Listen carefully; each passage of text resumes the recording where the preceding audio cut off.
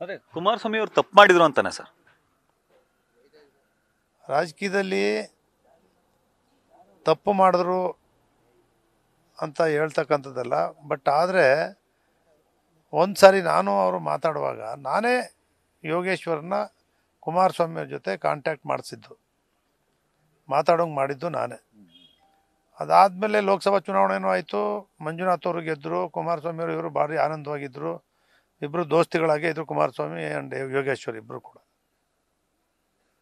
ನಾನು ಏನು ಹೇಳಿದೆ ಅಂದರೆ, ಕುಮಾರಸ್ವಾಮಿ ನೀವು ನಿಖಿಲ್ಗಾರು ಕೊಡಿ, ಯೋಗೇಶ್ವರ್ಗಾರು ಕೊಡಿ, ಯೋಗೇಶ್ವರನ ಜೊತೇಲಿ ಇಟ್ಕೊಳ್ಳಿ ನೀವು ಅಂತ ಹೇಳಿದೆ. ನಾನು ಸಿಟ್ಟು ಮಾಡ್ಕೊಂಡು ನನ್ನ ಜೊತೆ ನಾವು ಯಾರನ್ನ ಹಾಕಿದ್ರು ಸೋಲ್ತೀವಿ, ಈ ಸಭೆ ನಾವು ಯಾರು ಹಾಕಿದ್ರು ಸೋಲ್ತೀವಿ, ನಾವು ಯಾರು ಹಾಕಿದ್ರು ಸೋಲ್ತೀವಿ 3 ಸಾರಿ ಈ ಪದ ಉಚ್ಚಾರಣೆ ಮಾಡಿದರು ಕುಮಾರಸ್ವಾಮಿ ಅವರು.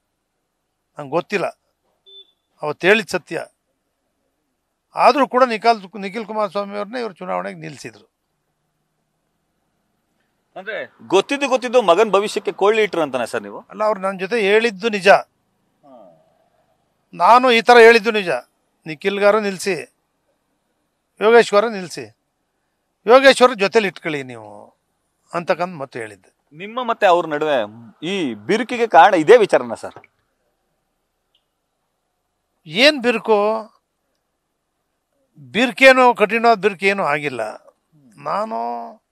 ಅವರು ನನಗೆ ಲೀಡ್ರ್ ಮಾಡಲಿಲ್ಲ, ರಾಜ್ಯ ಜನ ಎಲ್ಲ ನಾನೇ ಲೀಡ್ರು ಅಂದ್ಕೊಂಡಿದ್ರು, MLAಗಳೇ ನಾನೇ ಲೀಡ್ರು ಅಂದ್ಕೊಂಡಿದ್ರು. ಅವರು ಮಾಡಲಿಲ್ಲ ಅಂತಕ್ಕಂಥ ಒಂದು ನೋವಿತ್ತು.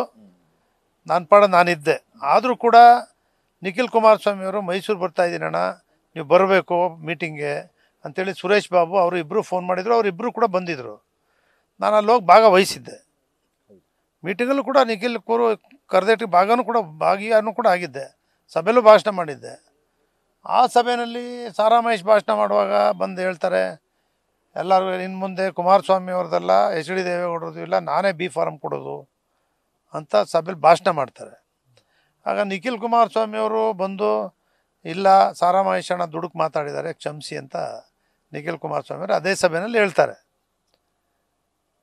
ಹಿಂಗೆಲ್ಲ ಇದ್ದರೂ ಕೂಡ ನನಗೆ ಈ ಮತ್ತು ಇನ್ನೊಂದು ಸಭೆಯಲ್ಲಿ ಹೇಳ್ತಾರೆ, ಇನ್ನೊಂದು ಪಕ್ಷದ ಸಭೆಯಲ್ಲೇ ಹೇಳ್ತಾರೆ, ನಾನೇ ಸುರೇಶ್ ಬಾಬು ಅವರು ಹಿಂದುಳಿದವ್ರೊಬ್ಬನ್ನ ವಿರೋಧ ಪಕ್ಷ ನಾಯಕನ ಮಾಡಿಸ್ದೆ, ರಾಷ್ಟ್ರೀಯ ಅಧ್ಯಕ್ಷರು, ರಾಜ್ಯಾಧ್ಯಕ್ಷರು, MLAಗಳು ಎಲ್ಲರ ಜೊತೆ ನಾನೇ ಮಾಡಿದೆ ಅಂತ ಭಾಷಣದಲ್ಲಿ ಹೇಳ್ತಾರೆ.